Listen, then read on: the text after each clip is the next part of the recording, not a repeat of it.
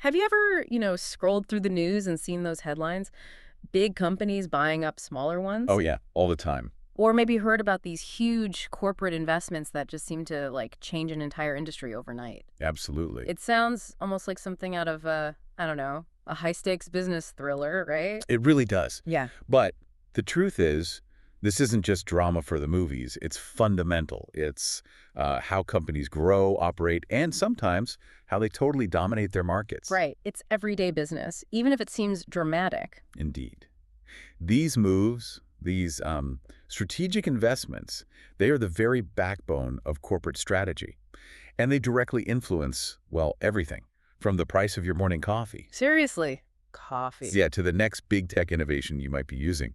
So what we're doing in this deep dive is pulling back the curtain on this often complex world. We've got some really insightful source material here that breaks down the what, the why, and importantly, the how behind companies putting their money into other ventures, or even sometimes into themselves, which is fascinating too. So our mission today, really, is to give you a shortcut, a way to truly understand this crucial part of business and finance. Hmm. And you don't need to be an accountant, or some seasoned investor to get this stuff. Got it all. In fact, I think by the end of this, you're going to have quite a few aha moments about how the corporate world really functions and how these decisions ripple out and impact so much of our daily lives. Definitely. We're going to uncover some surprising facts, I think, and give you practical insights that will just leave you feeling genuinely well-informed. So what's the plan? What's the journey today? Lay it out for us. Okay. We're going to start with the big question. Why? Why do companies invest their capital in the first place? Good starting point. Then we'll distinguish between short-term and long-term investments. Seems simple, but it's a surprisingly critical difference in how companies manage their resources. Okay. Time horizons. Exactly. And then we're going to dive really deep into the two main forms of investment debt and equity securities. Ah, the nuts and bolts. Right. And this is where we'll explore how a company's ownership stake, the percentage they own, translates into real-world influence. It affects everything from voting rights to, well, outright control. And I guess we'll touch on some of the financial reporting stuff too, how this shows up on the books. Yep, absolutely. We'll touch on key concepts there so you can better understand what you're seeing if you ever look at financial statements. It helps illuminate all these activities. All right, let's unpack this then. So to kick us off, let's get right to the core of it. When a company decides to invest its capital, what are the main drivers? It can't just be like, oh, we've got a pile of cash lying around, can it? No, you're absolutely right. It's far more strategic than just having, spare change. The first, and probably the most fundamental reason, is simply growth, gaining market share and growing the business. Okay, growth. Companies often find themselves with what accountants call extra cash capital that isn't immediately needed for, say, day-to-day operations, paying salaries, buying inventory. The stuff they don't need right now. Exactly. So rather than letting this money just sit there in a bank account earning minimal interest, they proactively invest it, often into other companies or ventures. Okay. And the goal here is really twofold. One, generate additional income, maybe from interest earned on those investments. And two, expand their reach, grow the business footprint. So it's about putting that capital to work, making it an engine for more growth. That makes a lot of sense. Precisely. The source material has that great example with Starbucks. Yeah. They wanted to grow, right? To dominate the coffee market. A classic case. So they made investments, which basically means they bought stock in competitors like Peet's Coffee and Seattle Best. Right. Direct competitors. And it wasn't just about earning a little interest. It ultimately led to what the source calls a controlling influence. That's the key phrase. Controlling influence. So this wasn't just about coffee. It was a power play, wasn't it? A move for market dominance. It let them maybe eliminate competition, maybe gain access to new supply chains, customer data, all that stuff. Exactly. Integrating brands, getting those customer loyalties under their umbrella. It's a pure growth and dominance strategy. Okay, so growth is number one. What else? Well, while many companies use investments for growth, there's a second, distinct motivation. For some companies, investing is their core business. Ah, okay. It's not just a side hustle. It's the main event. Right. These aren't companies that also invest. They are specifically set up, designed from the ground up, just to earn their primary income from investments. So you're talking about like investment banks, hedge funds. Exactly. Think about hedge funds Yeah. or these large brokerage and investment management firms. The source mentions Fidelity or TIAA, as examples. Oh, Their entire purpose, their main function, isn't selling cars or software. It's making money by buying and selling securities, managing portfolios, generating income through interest, dividends, capital gains. For them, investment is the business model. that's a really crucial distinction. Understanding the core purpose. Okay, so growth, core business. What's the third one? The third motivation gets into the really strategic chess moves, strategic takeovers and influence. Right. This sounds like where the big headlines come from. This is where investments aren't just about income or organic growth, but about exerting control, or even fully acquiring another company to fold it into their own operations. Okay, give us an example. Or a prime example, and one of the biggest recently, is Microsoft's Xbox division investing in Activision Blizzard. Oh, yeah, that was huge. Huge. And it wasn't just a casual investment for a quick buck. It was explicitly a strategic takeover attempt, one of the largest in U.S. history for gaming. Why, though? What was the strategy? Microsoft wanted to massively expand its Game Pass subscription service, get its hands on that huge library of iconic games, Call of Duty, World of Warcraft, and bring in massive talent. Makes sense. More content, more subscribers. Exactly. But as the source notes, it wasn't simple. There were significant legal hurdles, remember, concerns about monopolies. Right, the regulators got involved. It shows the real-world complexity and the scrutiny these massive strategic moves face. Gaining that much market dominance is often a long, contentious battle. Absolutely. And speaking of complex moves, the source also mentions something that sounds, well, counterintuitive. Coca-Cola investing in Pepsi. Yeah, that one makes you pause, doesn't it? I mean, they're arch rivals. How does that make any sense strategically? It absolutely sounds weird. But the source confirms it's legal and it serves specific strategic investment purposes. It really underscores how complex corporate strategy can be. It's not always obvious. So why would Coke put money into Pepsi? Like, what's the possible angle? Well, a few possibilities. It might be a relatively small, non-controlling stake, purely as a financial investment. Maybe they just think Pepsi stock is a good performer. Okay, just a money play. Or it could be about gaining market intelligence, a way to observe a direct competitor's health more closely from the inside, maybe get insights from shareholder reports. Interesting. A bit of corporate espionage almost. Not quite espionage, but definitely intelligence gathering. Sometimes companies even hold small stakes in competitors to hedge their bets. If Coke's market share dips, maybe Pepsi's rises, offsetting some portfolio loss. Wow. Okay, so it's not about taking over, just smart finance or intel. Exactly.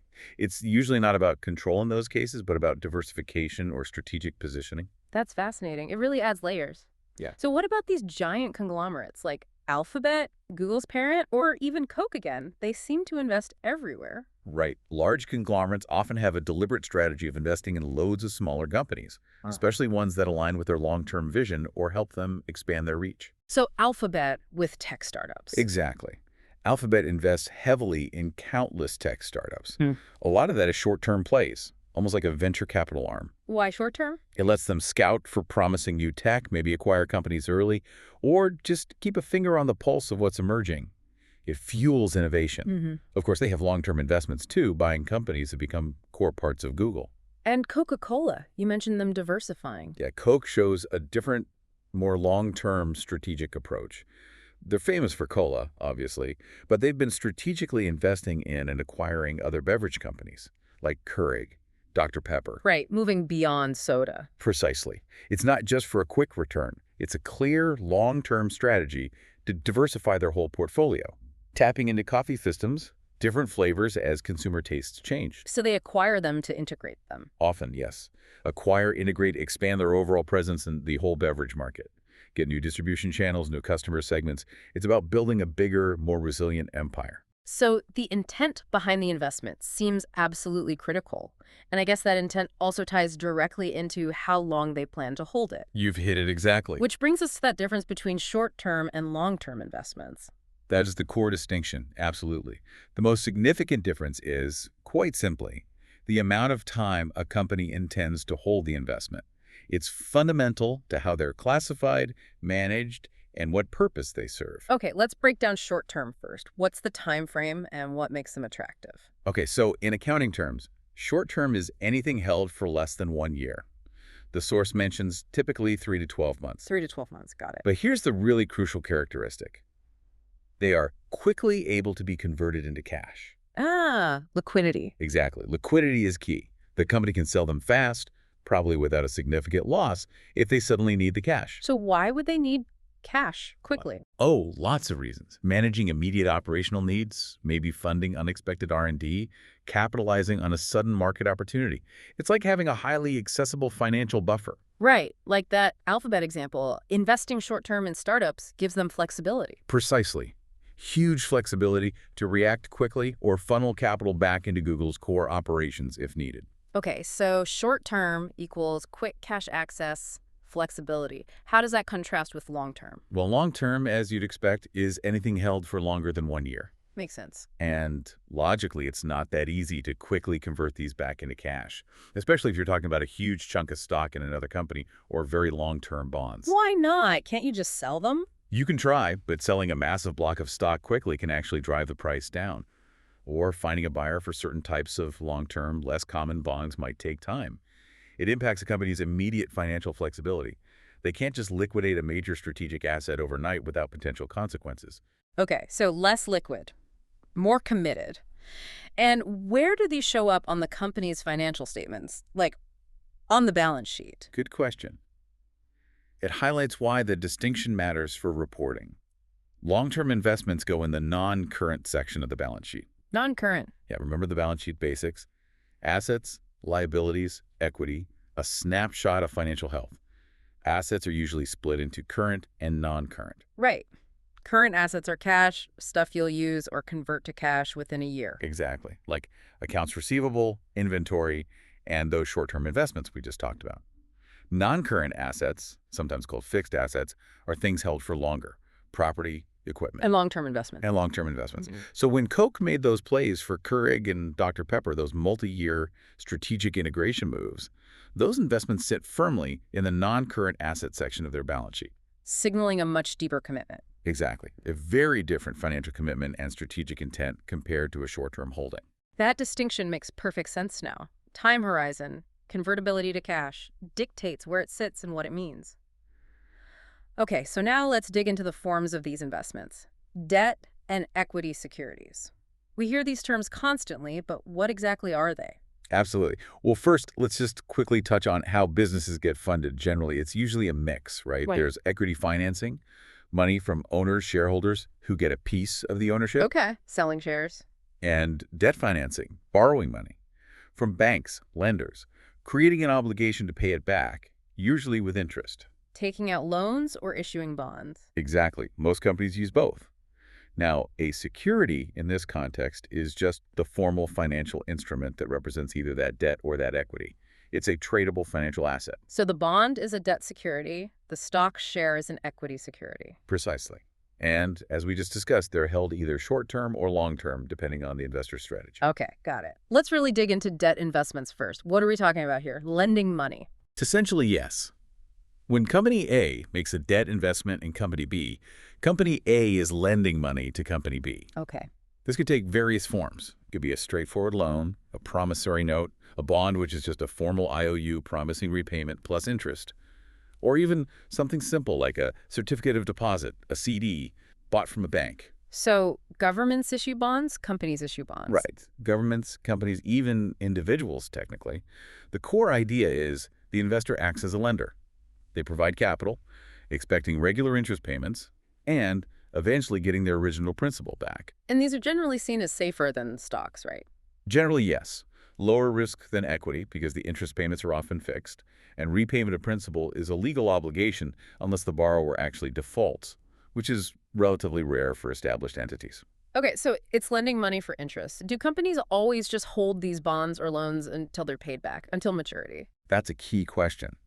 Some debt investments are held to maturity.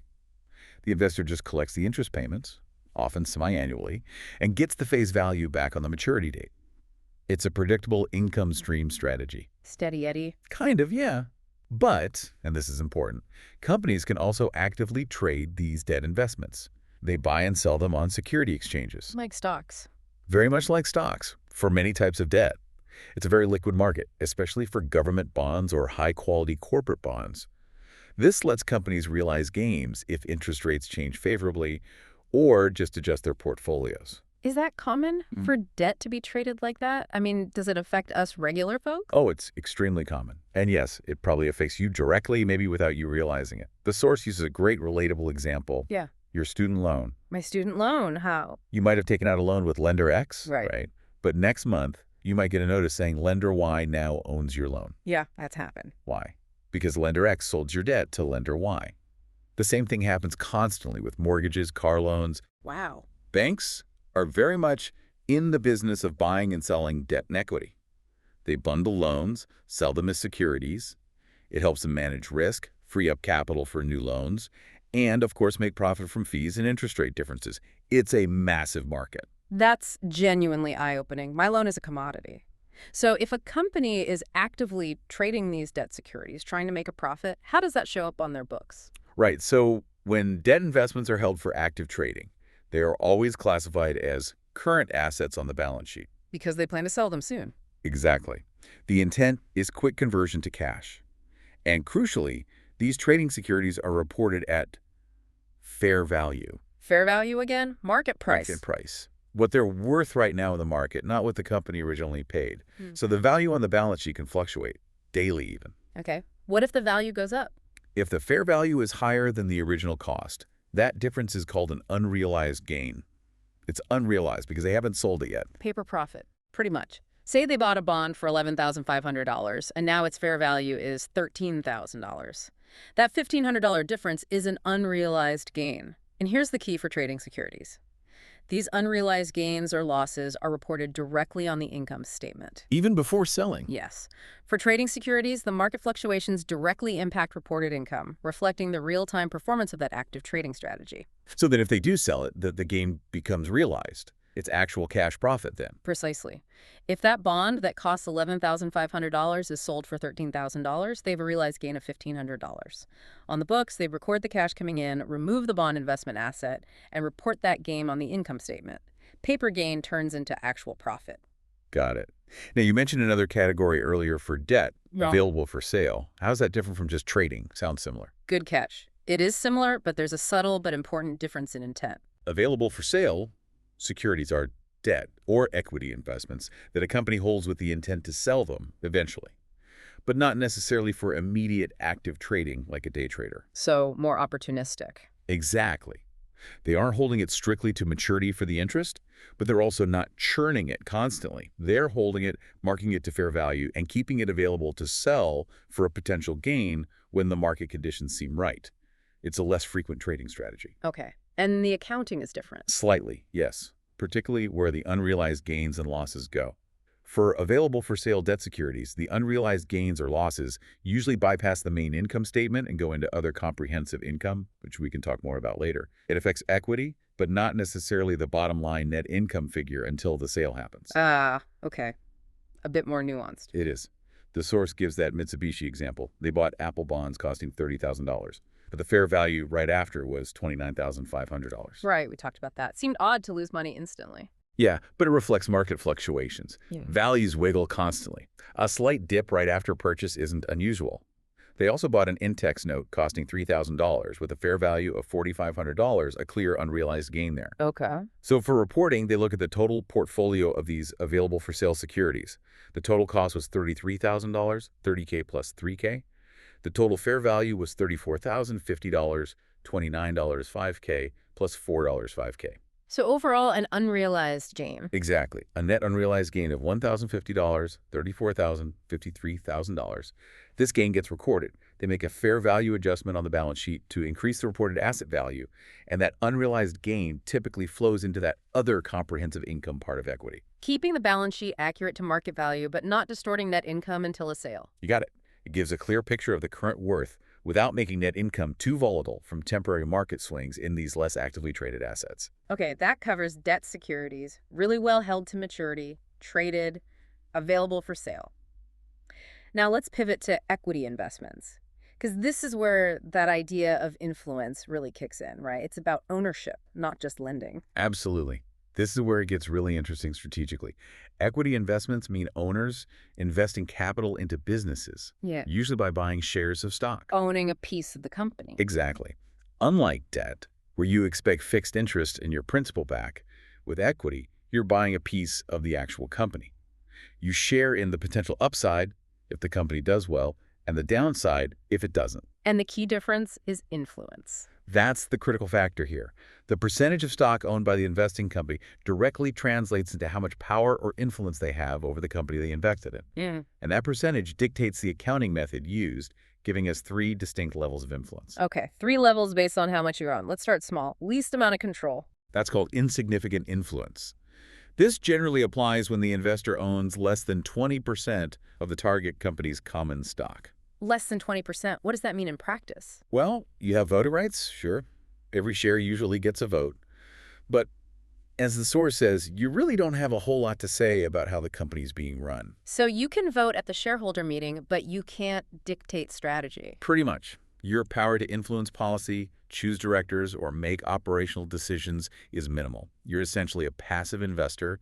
You hope the stock price goes up and maybe get some dividends. Okay. And how's that reported on the investor's books? Simple. Relatively simple, yes. Yeah. These investments are primarily reported at fair value on the balance sheet, just like trading securities. Market price again? Yep.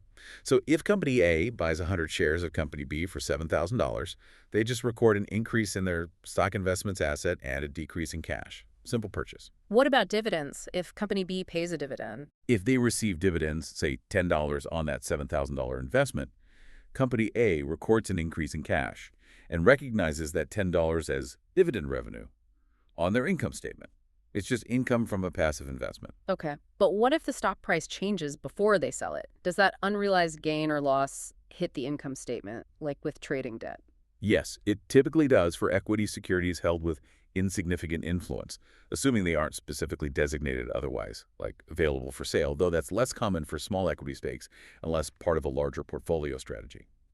So if that $7,000 stock investment jumps to $9,000 fair value, that $2,000 unrealized gain usually is reported in net income. So it affects their reported profit even though it's just on paper. Correct. It reflects the current economic value change. The company adjusts the stock's value on the balance sheet via a fair value adjustment account and recognizes the unrealized gain or loss in income. And selling is straightforward. Record cash, remove the investment, report the realized gain or loss. Okay, insignificant influence. Passive. Fair value accounting. Dividends or revenue. Unrealized gains losses often hit income. Now, what happens when they buy more? Get into that 20% to 50% range. Now we move into significant influence. This is where things definitely get more interesting strategically and accounting-wise. Significant influence, what does that mean in terms of power? At this level, owning between 20% and 50%, the investing company can start to have some sway on the way the businesses are run. Okay, sway. Like what? Well, they might get a seat or even multiple seats on the board of directors. They can influence major policy decisions, have a voice in strategic direction, maybe even block certain actions they disagree with. They have a meaningful voice, real pressure they can exert on management. So not controlling, but definitely involved. Definitely involved. Yeah. And the reporting has to reflect that deeper connection. Right. It can't just be passive fair value anymore. Exactly. With significant influence, companies must use the equity method of accounting. The equity method. Sounds more complex. It is more complex because, as the source notes, equity is involved more deeply.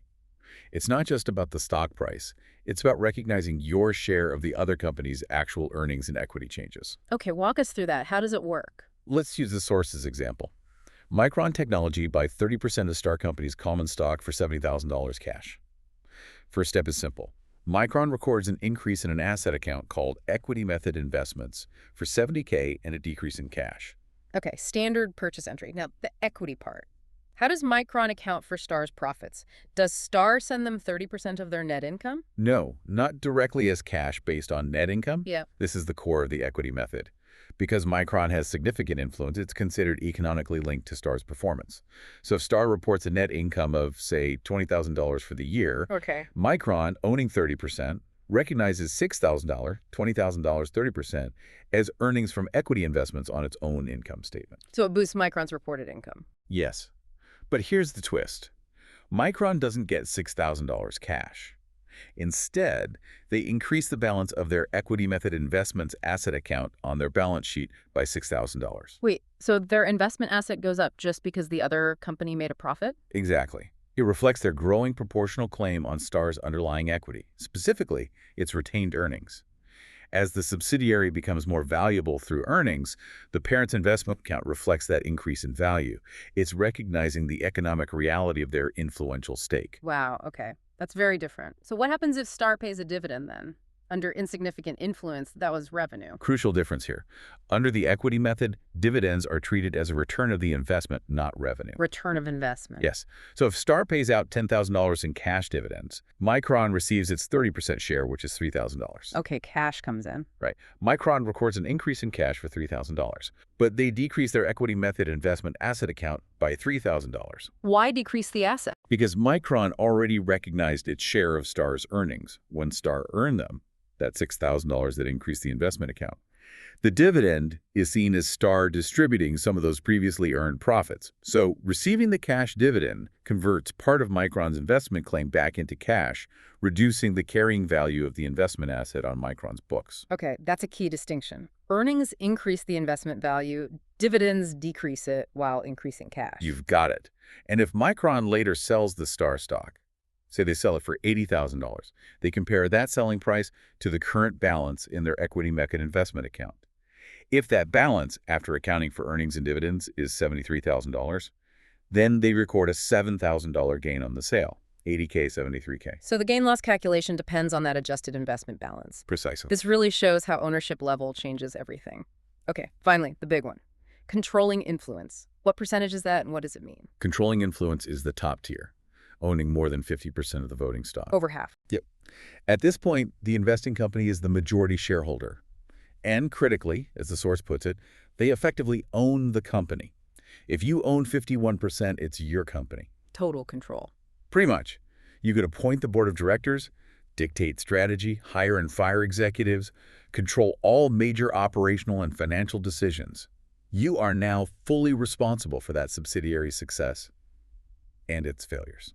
Wow. So how does that massive shift from sway to outright ownership change the financial reporting? It must be huge. It's a fundamental shift. This is where the consolidation method is required. Consolidation. What does that mean? Do the two companies' books just merge? Essentially, yes.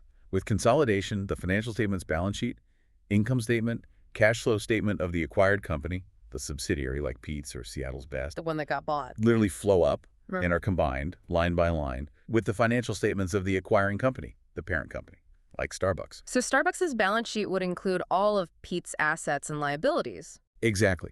The parent company reports on the combined entity as if they are one single economic unit. Because, from an ownership and control perspective, they effectively are. The parent is responsible for the subsidiary because they own it.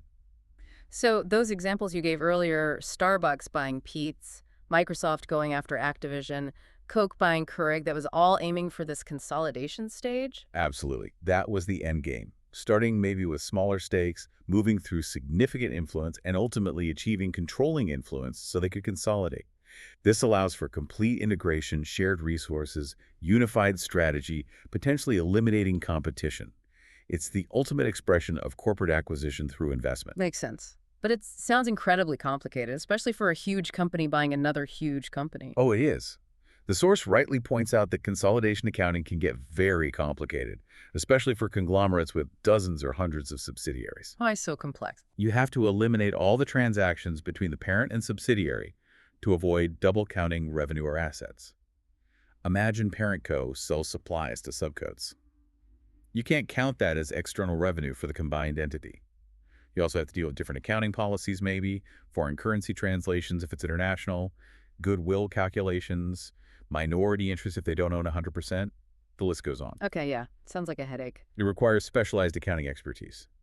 So, for our deep dive here, we're focused on the why, the strategic reason for consolidation based on control, not the nitty-gritty how of the complex accounting entries. But the core concept is clear. Own more than 50%, you consolidate, and their financials become part of yours. That's a great overview of the influence levels. Control dictates accounting. Now, shifting slightly, let's talk about some broader reporting concepts. You mentioned comprehensive income earlier. What exactly is that? Right. Comprehensive income. It's an important concept because it gives a fuller picture of a company's performance than just the standard net income figure, full or half. The source defines it as representing All the changes in equity that have occurred during the accounting period, except for transactions with owners, like issuing stock or paying dividends. So all changes in value, basically, not just from selling stuff. Pretty much. Think of net income as profit from core operations. Comprehensive income includes net income plus certain other gains and losses that bypass the main income statement, but still affect the company's overall equity or net worth. It captures the total change in value. Okay, so what kind of other income or loss items end up in comprehensive income? Typically, it includes items that aren't part of normal day-to-day operations, but still have a real financial impact. The big ones are changes in the fair value of those available for sale securities we discussed. Ah, like the Mitsubishi example, the unrealized gain on their portfolio. Exactly. That $1,050 gain likely went into other comprehensive income. Also, gains or losses from foreign currency translation, super important for multinational companies dealing with fluctuating exchange rates. And sometimes, changes related to financial hedging activities, these are real value changes, but they're often unrealized or non-operational, so they go here. So it's like a broader measure of performance, including those market fluctuations. Yes, gives a more, well, comprehensive view, especially for companies that do a lot of investing or operate globally. So if I'm looking at financial statements, I won't always see it. Correct. As the source notes, you usually only see a separate statement of comprehensive income, or a prominent section for it, when a company does have significant activity in these areas. Lots of available for sale investments, major foreign operations, complex hedging. For a simpler domestic company, net income might be very close or identical to comprehensive income. Good to know. Okay, final concept. A key performance metric you mentioned liking return on total assets, ROA. Why is this one a favorite? Huh? Yes, ROA. I like it because it's such a powerful measure of a company's overall financial performance, and specifically, its efficiency. Efficiency. Yes, it directly measures how well the company is utilizing their assets in order to generate revenue or sales.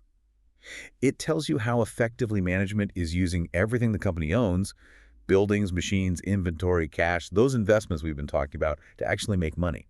So it's not just how much profit, but how much profit relative to the stuff they have, like getting more bang for your buck. Exactly. Perfect analogy. Are they sweating their assets effectively? The calculation is pretty straightforward conceptually. Okay, what's the formula? The simplified version is net income divided by average total assets. Net income divided by average total assets. Okay. Why average assets? Good question. You use average total assets because net income is earned over a whole period, like a year, while total assets on the balance sheet are just a snapshot at the end of the period. Averaging the beginning and ending asset balances gives a better representation of the assets actually used throughout the period to generate that income. How do you get the average? Simple. Beginning total assets plus ending total assets too. Got it. So once you calculate ROA, what does the number tell you? Higher is better. Absolutely. The higher the ROA, the better. A high ROA indicates that the company is very efficient at converting its assets into profits. It suggests good management, strong operational performance, smart capital deployment. And a low ROA. A low ROA might signal inefficiency. Maybe they have too much money tied up in unproductive assets like excess inventory sitting around. Or maybe their expensive new factory isn't generating no sales yet, or their investments aren't paying off relative to their cost. It's a key indicator investors watch closely. Excellent. That really clarifies ROA. So, wow, what a journey we've taken through this world of corporate investments. It really covers a lot of ground, doesn't it? Yeah, we've unpacked the core reasons why companies invest: growth, market share, income generation, strategic takeovers. It's not just about spare cash. Definitely not. Yeah. And we've distinguished between those short-term liquid plays versus the long-term strategic commitments and how that shows up differently. And then that deep dive into debt versus equity, understanding how debt is about lending, while equity is about ownership and influence. Right, and seeing how those levels of influence, insignificant, significant, and controlling, drastically change the accounting and the power dynamics. From passive investing with fair value to the equity method reflecting shared earnings, all the way to full consolidation when you own the majority. And for you listening, we hope understanding these principles gives you that deeper, more informed perspective. When you see news about acquisitions or read financial reports, you can now look beyond the headlines. Yeah, you can start to see the underlying mechanics, the strategic thinking, how companies try to create value, gain control. It really empowers you to understand the corporate world much better. It demystifies some of it. It really does. It helps you recognize those hidden currents, like you said earlier. So maybe a final thought to leave you with, something to ponder. Okay. As you go about your week, think about a recent major corporate acquisition or investment you saw in the news. Maybe a tech merger or retail buyout. Okay. Knowing what you now know about the why and the how, the debt versus equity, the levels of influence, what do you think the strategic reasons were behind that move? What level of influence was the investing company really aiming for? Hmm. Was it a quick liquidity play? A move for significant sway? Hmm. Or a full-on consolidation takeover? Exactly. Try applying these concepts to the real world. It makes following business news much more engaging, I think. That's a great challenge. And a perfect place to wrap up. Thank you for joining us on this deep dive. My pleasure. We'll be back soon with another exploration.